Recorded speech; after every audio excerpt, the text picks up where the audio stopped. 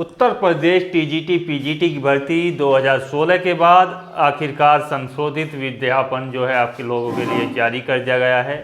और इस विज्ञापन में क्या क्या प्रमुख खास बात है इस वीडियो के माध्यम से आपसे स्पष्ट की जाएगी।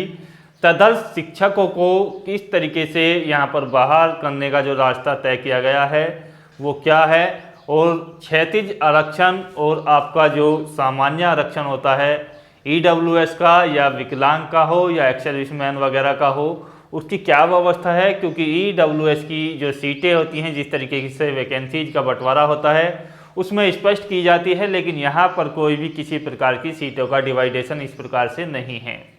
इसमें जनरल, ओबीसी, एससी और एसटी के लिए सीटों का विभाजन किया गया है। किसी विशेष वर्ग के लिए यहाँ पर सीटें जो हैं आरक्षित नहीं की गई हैं, तो उसके बारे में भी आपको बताया जाएगा। क्या इसमें ईडब्ल्यूएस को आरक्षण नहीं मिलेगा या विकलांग वगैरह को आरक्षण है या नहीं है।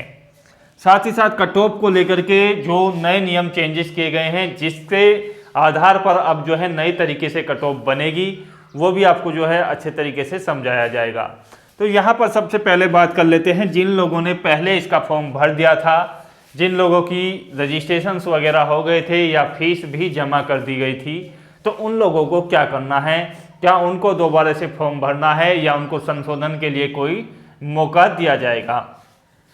तो यहाँ पर जिन लोगों ने पहले फॉर्म भर लिया था उन लोगों के लिए अब जो उनको पहले रजिस्ट्रेशन नंबर मिला था उसी रजिस्ट्रेशन नंबर से जो है आप जो है इसमें पुनः लॉगिन कर सकते हैं और आपका जो फॉर्म है वो यहाँ पर हो जाएगा, संशोधित फॉर्म जो है यहाँ पर हो जाएगा।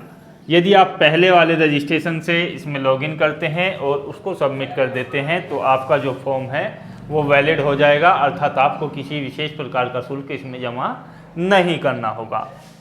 दूसरी बात करते हैं जो यहाँ पर पदों के लिए आरक्षण की बात की जाए। सबसे पहले बात कर लेते हैं तदर्श शिक्षकों को जो रास्ता तय किया गया है। तो देखिएगा, चयन बोर्ड ने कहा है कि आपकी जो भी यहाँ पर रिक्तियाँ हैं या वैकेंसीज हैं उसमें आपके लिए सपोज कीजिएगा वैकेंसीज हैं, तो यहाँ पर वैकेंसीज के हिसाब से आपको जो है 1.25 गुना कैंडिडेट्स यहाँ पर चुने जाएंगे। यानी कि आप समझ लीजिएगा किसी स्पेशल सब्जेक्ट से आप जो है इसमें आवेदन करते हैं, गणित से करो या हिंदी से करो या काफ़ी सब्जेक्ट्स हैं, 16 सब्जेक्ट के लिए फॉर्म है, तो उसके सब्जेक्ट के जो भी यहाँ पर वैकेंसीज आयोग ने दी हुई है, जनरल के लिए सपोज कीजिएगा किसी सब्जेक्ट में 100 वैकेंसीज हैं, ओबीसी के लिए यहाँ पर 50 हैं, एससी के लिए यहाँ पर या एसटी के लिए यहाँ पर जो हैं 40 वैकेंसीज हैं, तो उसके यहाँ पर 1.25 गुना कैंडिडेट्स यहाँ पर चुने जाएंगे।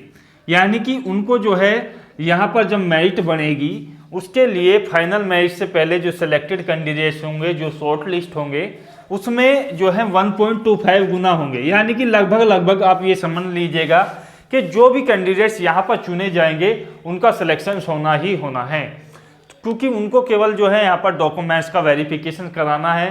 तो ज़्यादातर जो कैंडिडेट्स हैं ये 0.25 कैंडिडेट्स इसलिए यहाँ पर लिए जाते हैं क्योंकि लगभग उससे ज़्यादा कैंडिडेट्स जो है अपनी अनुपस्थिति दिखा देते हैं, उनकी नौकरी कहीं ना कहीं लग जाती है, या आप जो समझ सकते हैं कि वो लोग किसी कारण से यहाँ पर डॉक्यूमेंट्स के लिए नहीं आ पाते हैं। तो इस तरीके से 125 कैंडिडेट्स बुलाए जाएंगे। ये 25 कैंडिडेट जो हैं वैकेंसीज के मुकाबले फालतू होंगे। अब ये फालतू कैंडिडेट नहीं जाते हैं, तो इस तरीके से यहाँ पर अलग अलग वर्गों के लिए उसी तरीके से वर्गों वाइज जो है आपकी शॉर्ट लिस्ट तैयार की जाएगी। अब इसमें तदर्श शिक्षक या किसी भी प्रकार का जो आरक्षण है, जो वेटेज है, वेटेज क्या होगा कि ये जो शॉर्ट लिस्ट किए गए कैंडिडेट्स हैं, ये जो शॉर्ट लिस्ट आपके चुने हुए कैंडिडेट्स हैं, उनको जो है यहाँ पर डॉक्यूमेंट्स वेरिफिकेशन होगा और उसके बाद वेरिफिकेशन के बाद आपका जो यहाँ पर होगा, वेरिफिकेशन होने के बाद आपका जो है यहाँ पर वेटेज की व्यवस्था की जाएगी। यानी वेटेज को जो है आपके बाद में जोड़ा जाएगा। अब जब ये कैंडिडेट जो हैं यहाँ पर सामान्य रूप से जो है चुने जाएंगे, इनको पहले वेटेज नहीं दिया जाएगा, तो ये सामान्य तौर पर पहले ही बाहर हो चुके होंगे, क्योंकि यहाँ केवल वो कम्पिटिटिव एग्जाम्स है उसमें फाइट कर सकता है जिसके अंदर जो है क्षमता होगी अच्छा स्कोर करने की, वो ही इसमें सिलेक्शन पा सकता है। तो यहाँ पर ये ऑलरेडी बाहर हो चुके होंगे, तो वेटेज मिलने के बाद तभी कोई कैंडिडेट इसमें जो है भर्ती हो सकता है, जब वो इन कैंडिडेट्स के अंतर्गत आएगा। तो एक तरीके से ये जो रास्ता चुना गया है, इससे मुझे लगता है कि तदर्स शिक्षक जो है 98% तक जो है आसानी से बाहर हो जाएंगे। बात करें EWS या PH या इस तरीके के आरक्षण के बारे में, PH कैंडिडेट्स हों यानी कि जो शारीरिक विकलांग हो या आपकी एक्स सर्विसमैन हो या इस तरीके से जो कैंडिडेट्स हैं, उनके लिए क्या व्यवस्था है। तो देखिएगा, इसमें कहा गया है कि EWS को जो है 10% का रिजर्वेशन जो जारी किया गया है, उसके बारे में कोई विशेष नोटिफिकेशन में स्पष्ट नहीं किया गया है, लेकिन ऐसा कहा गया है कि आरक्षण जो है मान्य है वो दिया जाएगा। साथ ही साथ एक्स सर्विसमैन के लिए यहाँ पर 5% कोटा रखा गया है, लेकिन एक्स सर्विसमैन जो है इसमें मुश्किल से यदि 1% भी आवेदन नहीं करते हैं, तो सामान्य कैंडिडेट्स के माध्यम से ही उन वैकेंसीज को जो है यहाँ पर भरा जाता है। रही बात विकलांग या इस तरीके के अभ्यर्थियों की, तो इनका जो है डिवाइडेशन किया गया है। PH, OH या आपका जो कई प्रकार के विकलांग होते हैं, सबके लिए अलग अलग जो है 1-1% का आपका कोटा रखा गया है। यानी कि आपकी जो वैकेंसीज है, यदि आप SC से हो और विकलांग हो तो आपको केवल एक आरक्षण मिलेगा, कोई सा भी आप ले लो, और उसमें केवल 1% सीटें ही आप लोगों के लिए रखी जाएगी। तो इस तरीके से आरक्षण की व्यवस्था है। इसमें फ्रीडम फाइटर के या तेजाब वगैरह से पीड़ित जो महिलाएं हैं या विधवा वगैरह महिलाएं हैं, उनके लिए भी 1% का रिजर्वेशन यहाँ पर रखा गया है। दूसरी बात करते हैं बालक और बालिका वर्ग के लिए। यहाँ पर काफ़ी कंफ्यूजन था कि बालक और बालिका वर्ग की 2 प्रकार की वैकेंसीज आपको यहाँ पर रखा गया है। तो देखिएगा, जो महिला है वो कोई से में भी एक में आवेदन कर सकती है, चाहे तो वो बालक वर्ग में कर लो या बालिका वर्ग में, वो उसकी स्वयं की इच्छा होती है। वो वैकेंसीज के हिसाब से ही अपना निर्णय ले सकती है, अपनी कैटेगरी के हिसाब से, कि इसको बालक वर्ग में आवेदन करना है या बालिका वर्ग में। लेकिन जो पुरुष अभ्यर्थी हैं, जो पुरुष कैंडिडेट्स हैं, वो केवल और केवल बालक वर्ग में ही अपना आवेदन कर सकते हैं। तो महिला को यहाँ पर छूट दी गई है, वो कोई से भी वर्ग में अपना जो है। देखिएगा, कट ऑफ को लेकर के संशोधित जो नियम हैं वो किस प्रकार से हैं, यहाँ पर समझने की आपको आवश्यकता होगी कि PGT में तो वही प्रक्रिया रखी गई है जो पहले से आपकी होती थी।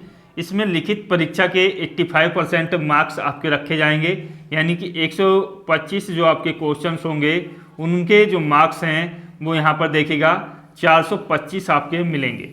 उसमें से 25 मार्क्स यानी कि 5% जो है आपका वेटेज रखा जाता है। इसमें वेटेज जो होता है वो देखिएगा B.Ed, M.Ed और आपका जो PhD वगैरह होता है उसके लिए होता है। तो विशेष योग्यता या आप स्पोर्ट वगैरह से संबंध रखते हो तो आपको जो है यहाँ पर वेटेज मिलता है, ये 5% का होता है। साथ ही साथ 10% यानी कि 50 अंक जो हैं आपके इंटरव्यू के होते हैं, और ये जो 50 अंक हैं ये आपको जो है इंटरव्यू के माध्यम से मिलेंगे। पहले यही प्रक्रिया आपकी TGT में होती थी, तो TGT से ये सिस्टम जो है समाप्त किया गया, अब इंटरव्यू वहाँ पर नहीं है। अब यहाँ पर कहा गया है कि 100% का आपका जो है यहाँ पर यानी कि 500 अंक का आपका जो है यहाँ पर लिखित परीक्षा होगी।